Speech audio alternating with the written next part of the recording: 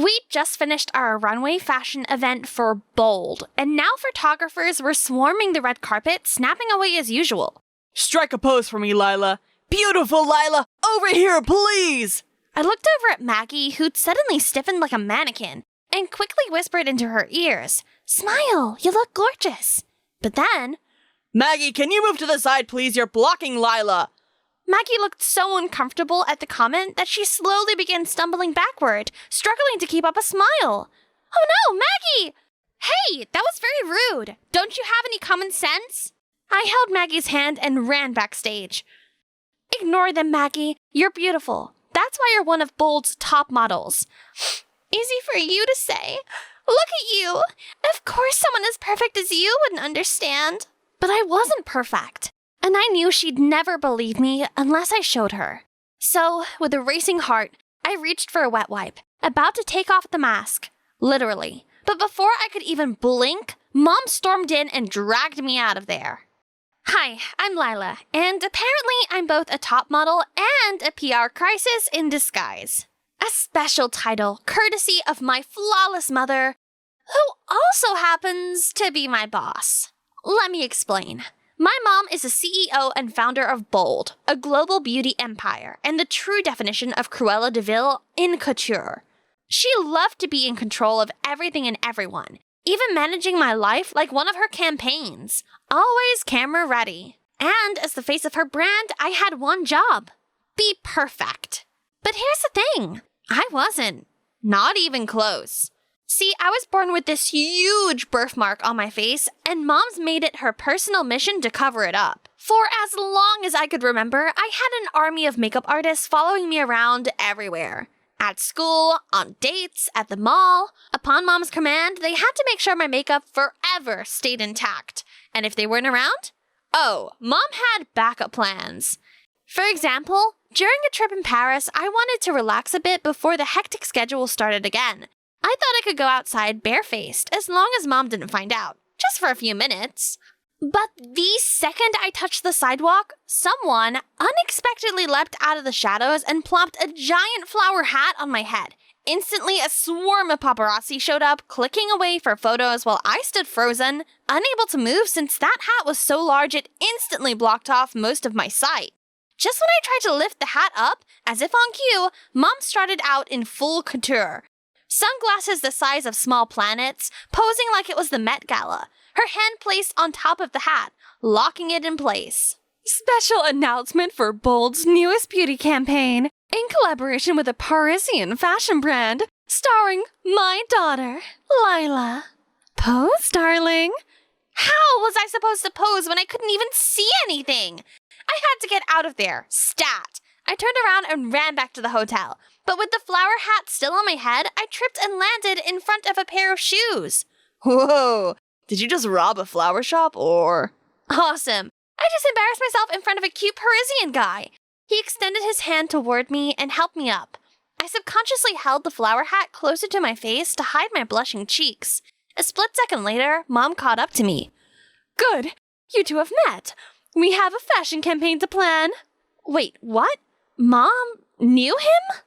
After having makeup piled back onto my face again, Mom gave me an earful about my carelessness. Then she wasted no time and immediately got me ready for a new campaign. This is Leon, your new personal photographer. I hired him for another project, but looks like he'll be starting with this improvised campaign now, thanks to your reckless act. That's just like Mom, to scold me and to create a new business opportunity, both in one go. In 3 hours, Mom landed a collaboration with a prestigious Parisian couture brand, just because I almost made my bare face public. After that, I stopped fighting. She'd made one thing clear. She'd spend everything to keep up the perfect image of her brand. At least now there's Leon here too. Yeah, I know, he worked for Bold, so I should keep things professional between us. But how could I stay nonchalant when he's the one taking my photos, calling me beautiful and smiling at me every day? You really are the prettiest girl in the world. Keep saying that and I'll turn into a full-blown diva. Anyway, you've never seen my real face. I'm actually not that pretty. Leon was quiet for a moment. I know the real you, Lila. And you're beautiful. What do you mean? Suddenly, Leon grabbed my hand. Come with me. Minutes later, we pulled up outside a rundown building that looked one sneeze away from collapsing. We sneaked through a creaky door into a huge dusty dome filled with star charts, lonely constellations, and a giant grated vent on the floor. Welcome to the Wind Chamber, my personal one-stop wind down. Okay, but, how does it work? Leon ran to a corner, flipped a switch, and whoosh! Warm air blasted through the floor. In seconds, my hair was up in the air, and I couldn't stop laughing. Leon laughed with me while snapping some pics of us. I felt so happy and free, being here with him right now. How did you even know about this place? This was my granddad's favorite place when he was younger. The sky view from here is the best. He took me here all the time when I started taking up photography. I like that. It's a cute story. Later, we looked at the photos Leon took at the planetarium. Let's just skip those. I look silly. No way. This is you. Carefree and full of laughter. And you're beautiful. I see you, Lila. Beyond the makeup and the polished photo shoots. Yeah, but that's not... When he tucked my hair behind my ear and leaned in closer, my heart was racing. Was he going to kiss me? Suddenly, my phone rang. Great timing, universe. I picked up the phone to hear a friend frantically telling me to check the latest viral news. Oh God! Isn't that Maggie? Photos of Maggie barefaced with a burn scar on her forehead were blowing up online. Whoa, that scar's kind of brutal. Poor girl. My stomach tightened. Her scar was faint compared to the birthmark I was hiding. And yet, he noticed. I gotta go. I bolted. Leon called after me, but I dared not turn around. Maggie and I weren't exactly close, but her situation was something I was all too familiar with. I tried reaching her phone, but she wouldn't answer. After being dragged and made into memes online, Maggie was faced with even more judgment the next day when she showed up for our photo shoot. The crowd outside the building booed loudly while paparazzi bombarded her with questions. I wanted to head out and shield Maggie from the public's eyes, but just when I got up from my seat, Mom waltzed in, frowning. What do you think you're doing? Maggie's hurting. I need to comfort her. No need to bother. She's no longer a model for Bold. Huh? You fired her? We strive for flawlessness, and she simply doesn't represent that. If we're a problem to you, then why hired us in the first place? Why made me the face of your brand? I'm so tired of having to conceal myself away all the time, Mom. I don't want to live like this forever. I built this brand to help us have the life we do now. Be more grateful. I was in disbelief. How could she do this? So I ran out and bumped into a crying Maggie. Maggie! Oh gosh, I'm so sorry. You don't deserve to be treated like that. You don't have to pity me, Lila. You wouldn't get it anyway. Only perfect girls like you can stay with Bold. I need to go now. Maggie, wait! But Maggie had already ran off. Mom had gone too far this time. For the sake of her beauty empire, a girl's confidence was completely tarnished. I thought of a plan to free myself and overthrow Mom's artificial idea of perfection. But to do that, I needed to confront my fear first. Hey, Leon? I was ready to let him in on the truth. Yet, part of me was still afraid of how he might react. I removed my mask as he turned around. He looked at me for a second, his eyes widening. Then, he got up and hugged me. Why aren't you saying anything? Don't you see the huge mark on my face? Lila, I'd already seen it in Paris. The hat slipped when you tripped. I just didn't bring it up because I wanted to wait until you're comfortable enough to tell me yourself. So this whole time? I meant it when I said I'd seen the real you. And she's beautiful. My brain short-circuited. Here's a boy who saw me and accepted me for who I was. And the way he smiled at me gave me butterflies.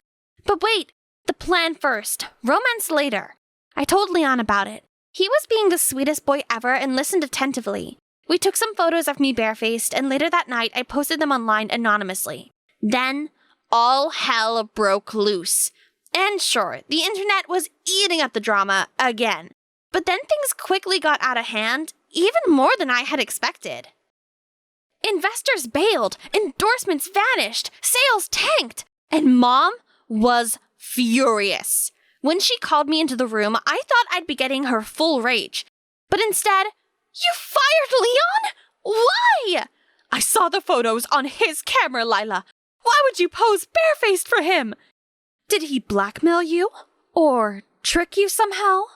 "Mom, nobody tricked me. Leon didn't—" "Shh, it'll all be all right soon, dear. I'll make sure nobody ever wants to hire him again." And just like that, she walked off muttering into her phone. Oh no, Leon's career was about to go down the drain. All because of me. He was only trying to help me because he wanted me to be happy with my true self. But how could I celebrate my so-called freedom if someone else had to pay the price? I had to do something. It had been a few days since the incident and the buzz hadn't died down yet. Mom was focusing all her attention on solving the brand crisis, while Leon, I hadn't been able to contact him since. But it'd all end today. That's why I called for a press conference. As I went up to speak, I saw Leon among the sea of reporters. He gave me a weak smile, but I could tell he hadn't been all right. I had to fix this, quickly. Hi, I'll keep this short. That's my real face in the photos. No edits, no filters, and I leaked them myself.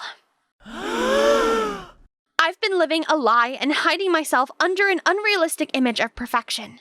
Then, chaos erupted in the room.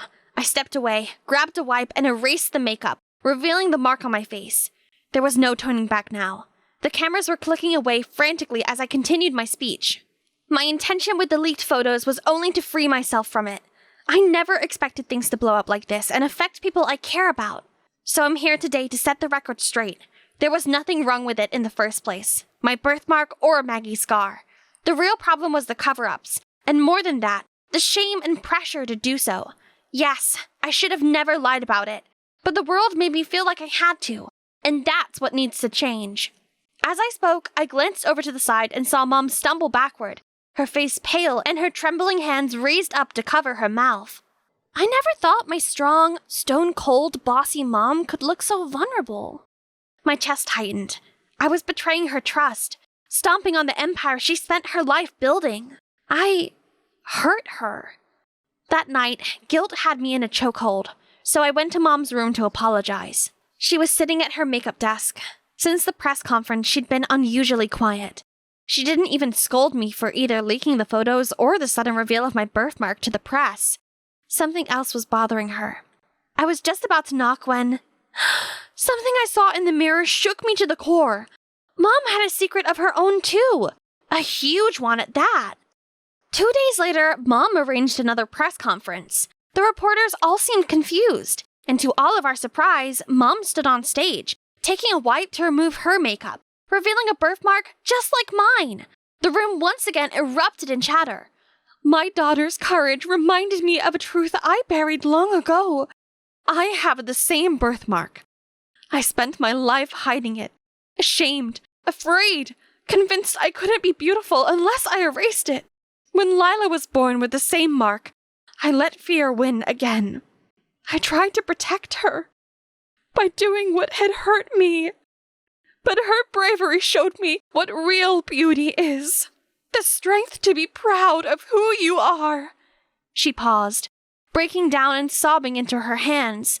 The room fell quiet while I walked over and held her hands. I'm so sorry, Lila. And I'm so proud of you for being braver than I've ever been. I hugged her tight, feeling tears welling up in my own eyes too. The next couple of days were crazy. The press conference went viral and public opinions began shifting. Some people still called us names, but the majority praised us for owning up to our mistakes. Mom and I rebranded Bold. She even asked Maggie and Leon for forgiveness and offered them their jobs back. We got new investors, and the brand is now better than ever. Instead of the stiff, dull-faced ideal of perfection, we now strive to endorse authenticity and natural beauty. Because we might not be perfect, but we're bold, and we're proud of who we truly are.